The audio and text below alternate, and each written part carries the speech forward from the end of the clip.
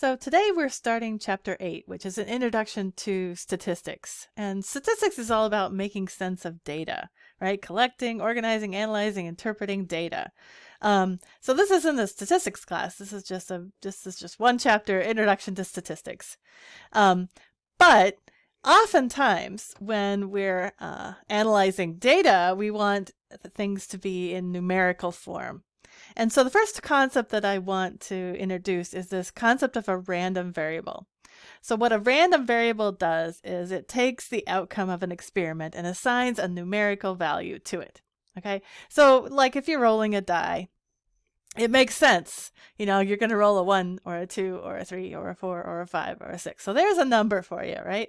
This is math, so we need numbers.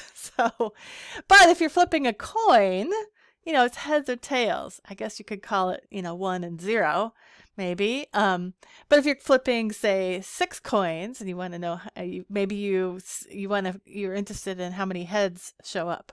So if you're flipping 6 coins, maybe you assign the random variable 4 to the case where you get 4 heads, or you assign a random variable 2 for the case where you get exactly 2 heads. So that's sort of the idea behind a random variable. So let's take a look at example 1, which is a coin flipping experiment. Okay, so here we're going to toss a coin 3 times, and we're going to let the random variable x denote the number of heads that occur in 3 tosses. So part A is just asking us to list all of the outcomes of the experiment. Okay, now I'm calling this a domain of the function x. Okay, but don't worry too much about that. What we're going to do is take all those outcomes, and then based on those outcomes, we're going to figure out how to assign numbers to those outcomes. Okay, so let's first of all think about what's going to happen here. We're tossing a coin 3 times, and we're going to record the sequence of tosses, right? So let's just start out with a tree. All right, let me see. I got to get my pen working here. Draw. All right, so let's just start out with a tree. I mean, I think you could probably list these out without a tree, but I'm just going to draw a little tree here. All right, so I've just used a tree to list all my possible outcomes, right? The first branches of the tree represent the first toss, right? So this is the first toss. Oops, toss. Okay, right. There we go. This is the second toss, right? And this is the third toss, okay? And if we trace the branches of these of this tree, we get all the possible outcomes. So for example, if I trace H, this branch right here, this is the case H, H, H, right? So all heads.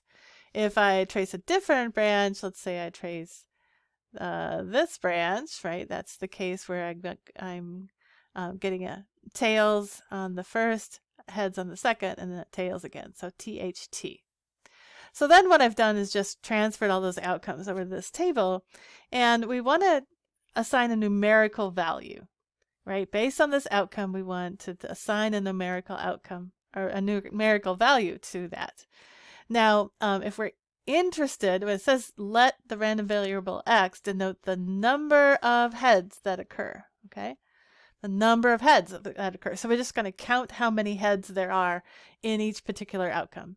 So we would give this first outcome, where it's all heads, a value of 3 because there are 3 heads. 1, 2, 3, right? Count to 3. This next outcome has 2 heads, so we're going to give it a numerical value of 2. The same way with this one, it's just a different order, right? But it still has 2 heads. Now this outcome is heads, tails, tails, so we only have 1 head. Here we have 2 heads again. We have 1 head. We have 1 head. And down here we have 0 heads. Okay, so that's what a random variable is. It's just assigning a numerical value to each outcome. All right, that's all there is to it. Nothing to, it sounds worse than it is. It's not. It's not bad. Okay, so then part B says find the event comprising the outcomes to which the value 2 has been assigned by the random variable x.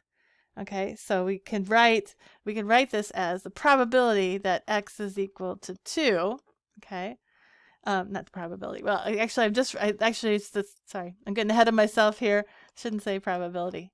We're not talking about probabilities yet. I'm just I'm just defining an event, right? So I could call it E. This is the event, and we're going to represent it as a set, right?